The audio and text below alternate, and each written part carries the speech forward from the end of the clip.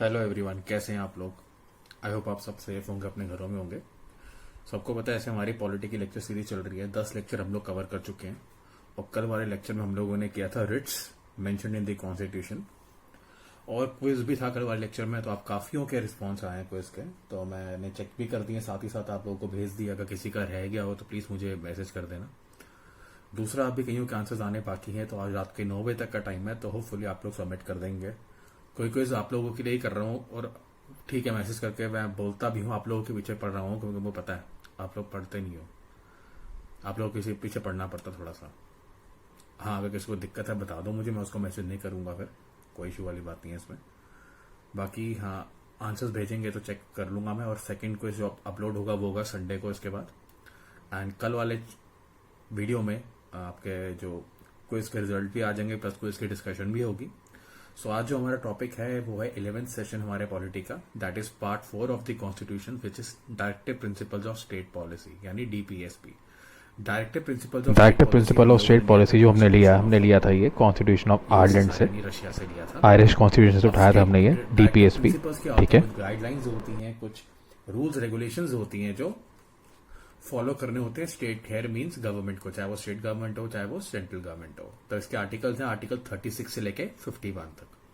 So article 36 में वही definition है सिंपल कि डीपीएसपी कहां से उठाया था, हम लोगों ने डीएसपी उठाया था हमने कॉन्स्टिट्यूशन ऑफ आयरलैंड को, आयरलैंड से, फिर आयरिश। आर्टिकल 37 में आ जाता है application of the principles contained in this part, कि इसके एप्लीकेशंस क्या है, इसकी कहाँ कहाँ ये एप्लीकेबल होगा, बेसिकली क्या क्या इसके रूल्स एंड रेगुलेशंस होंगे वो इसके अंदर आते हैं। फिर आर्टिकल 38 क्या है कि गवर्नमेंट को ऐसा काम करना है जो लोगों के वेलफेयर के लिए हो, ठीक है, लोगों के भले के लिए हो, ये आर्टिकल 38 कहता है। आर्टिकल 39 कहता है कुछ गाइडलाइंस है, कुछ प्रिंसिपल्स रूल्स है जो फॉलो करने पड़ेंगे गवर्नमेंट को, चाहे वो स्टेट गवर्नमेंट हो चाहे वो सेंट्रल गवर्नमेंट हो। एंड आर्टिकल 39A क्या कहता है, 39A है equal justice and free legal aid, माने सबको न्याय मिले और जो लोग लीगल एड यानी कानूनी मदद चाहते हैं उनको कानूनी मदद सरकार के द्वारा दी जाए और सबको न्याय मिलना उनका हक है, उसमें कोई भेदभाव नहीं होगा। आर्टिकल 40 का कहता है ऑर्गेनाइजेशन ऑफ विलेज पंचायत, जो विलेज की पंचायत है उसकी प्रॉपरली ऑर्गेनाइजेशन हो, जैसा कि हम लोगों ने किया था। 73rd अमेंडमेंट थी हमारे संविधान की ये, कि विलेज पंचायत को इंपॉर्टेंट पार्ट बनाया गया है।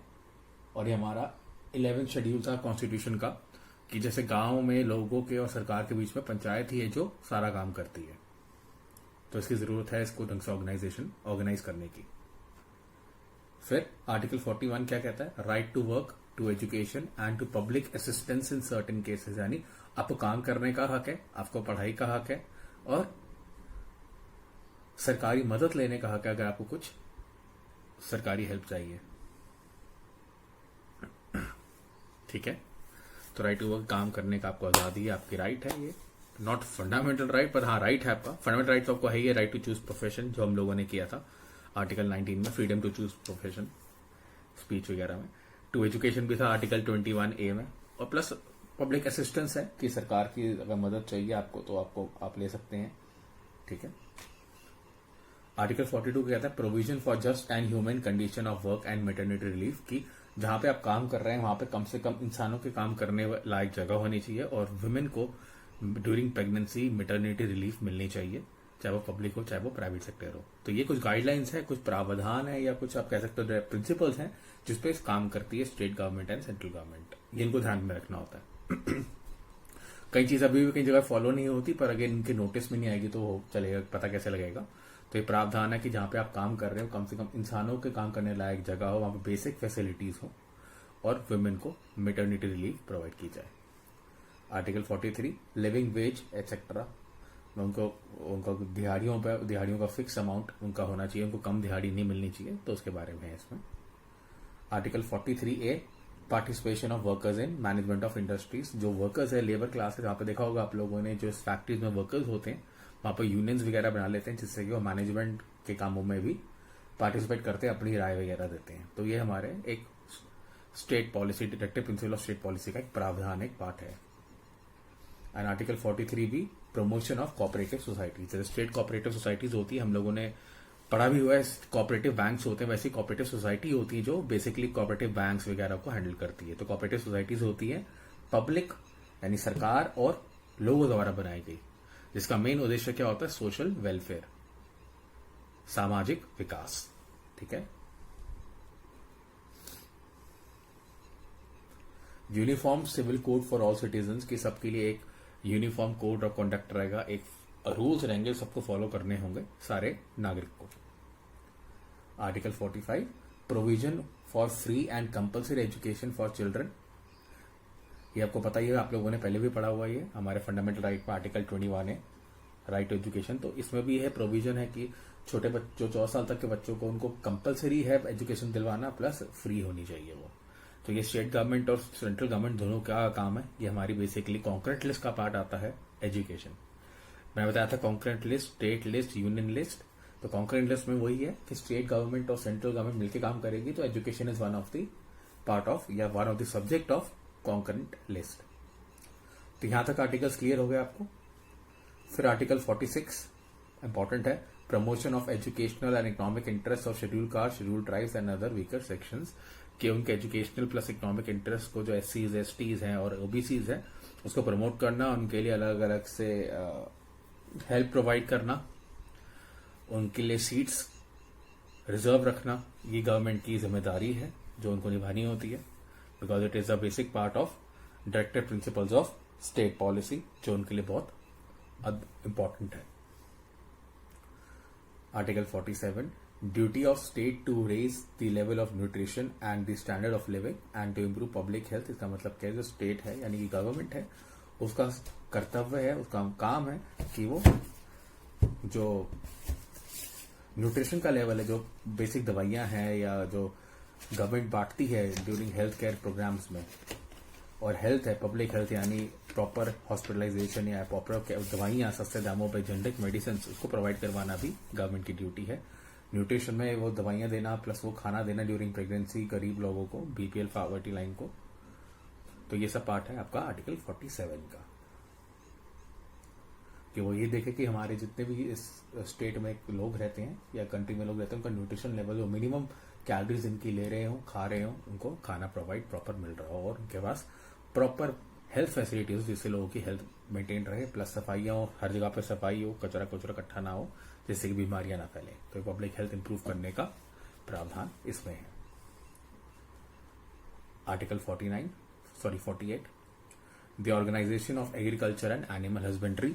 एग्रीकल्चर आपको पता है हमारे बैकबोन है हमारी इकोनॉमी का, खेतीबाड़ी, और एनिमल हस्बेंड्री वही पशुपालन।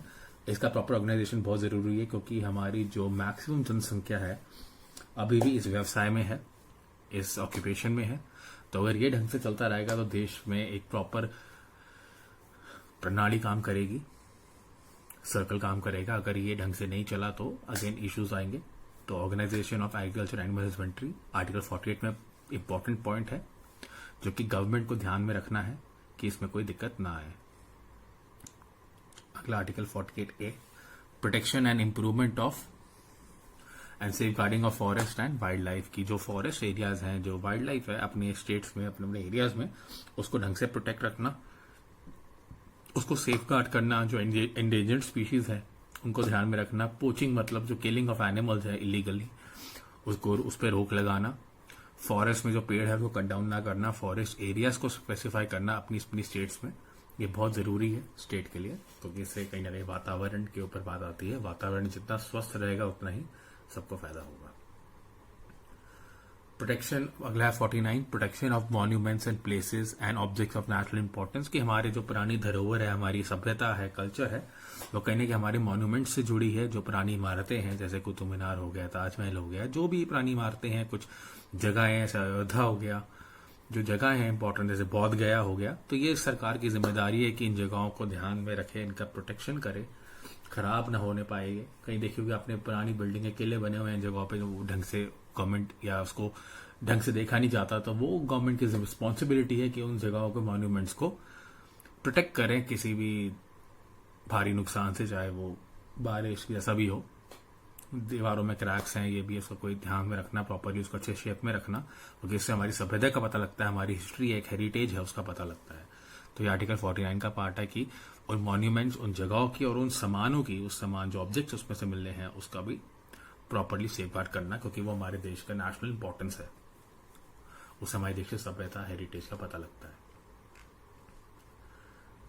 Article 50, separation of judiciary from executive, कि हर एक स्टेट में आपको पता है हाई कोर्ट्स हैं, ऑलमोस्ट हर एक स्टेट में हाई कोर्ट है। तो separation of judiciary from executive यानी कि सरकार और न्यायालय अलग अलग चलेंगे। सरकार के दबाव पे न्यायालय नहीं चलेगा, कोर्ट नहीं चलेगा, जुडिशरी इंडिपेंडेंट होगा एग्जीक्यूटिव के कंट्रोल से, पावर से।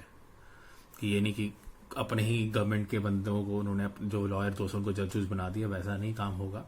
तो जुडिशरी हमारे देश में इंडिपेंडेंट रहेगा फ्रॉम एग्जीक्यूटिव रूल, यानी कि जो पॉलिटिशियंस है उससे दूर रहेगा, अलग रहेगा, काम करेगा एग्जीक्यूटिव और सेपरेट करेगा जुडिशरी, कि जुडिशरी सिस्टम जो फैसले लेगा वो किसी भी सरकार के दबाव में नहीं होगा।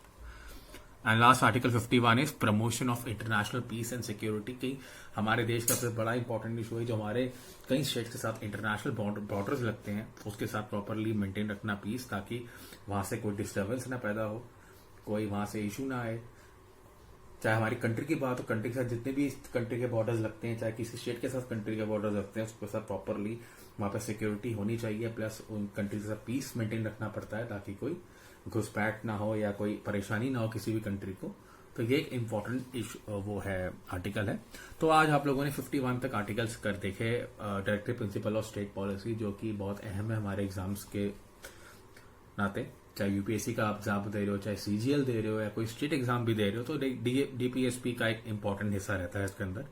तो आपको सारे इंपॉर्टेंट आर्टिकल्स मैंने गो थ्रू करवा दिए। इस वीडियो को ध्यान से देखिएगा, कोई डाउट होगा तो जरूर पूछेगा मुझे।